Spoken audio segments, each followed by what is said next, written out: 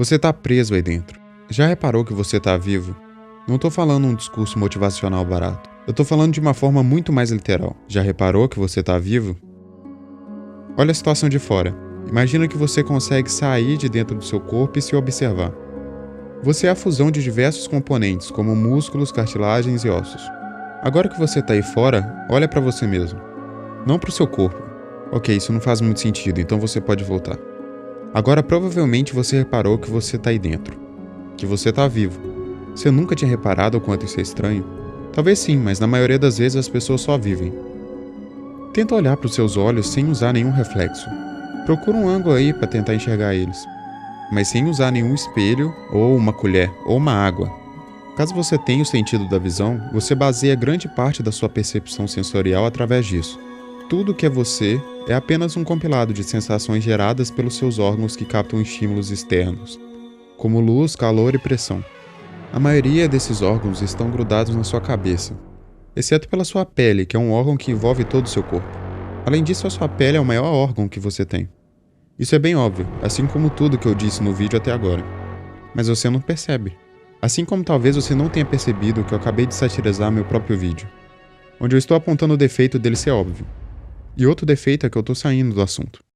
Você conseguiria sobreviver sem qualquer uma das suas extremidades, exceto a sua cabeça. Sua existência inteira é limitada a isso. Não limitada só à sua cabeça, mas é um pouco difícil viver sem ela. Mas seu corpo inteiro, ele define o limite da sua existência. Quando o seu corpo termina, é quando você deixa de existir. Se você mover sua mão agora, ela vai parar de existir naquele ponto que ela estava e vai começar a existir no ponto do lado. Você está movendo onde para de existir você. E todo o tempo as pessoas estão se movendo. Sempre parando de existir em um ponto e começando a existir em outro. Mas você está sempre preso dentro do seu corpo. Para sempre. Literalmente para sempre. Pois você nunca vai deixar de ser você. Mesmo que você esteja morto e sem consciência, seu corpo continua existindo por um tempo. E ele foi exclusivo seu. Meus parabéns por ter um corpo. Mas sinto em te informar que todos temos um. Não incomoda um pouco a facilidade com que a gente consegue fazer as coisas?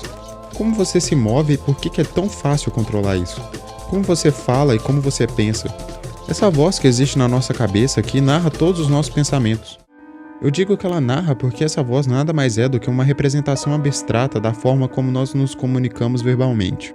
Mas na verdade tudo isso são reações químicas, que fazem eu ter a sensação de que eu estou visualizando uma imagem na minha cabeça que não existe fisicamente. Ou lembrar de um cheiro ou de um gosto, que são sensações que são quase imaginárias.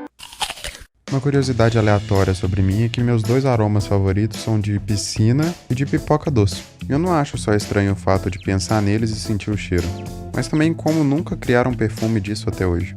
Eu acharia muito legal usar um perfume sabor pipoca doce. São coisas completamente abstratas, então por que é tão natural? Eu me perguntei tanto isso que quando eu descobri que o nosso cérebro vê o próprio nariz o tempo todo, mas ele decide ignorar isso, eu fiquei meses com um problema sério de reparar que meu nariz existia. E consequentemente reparar que eu existo, o tempo todo.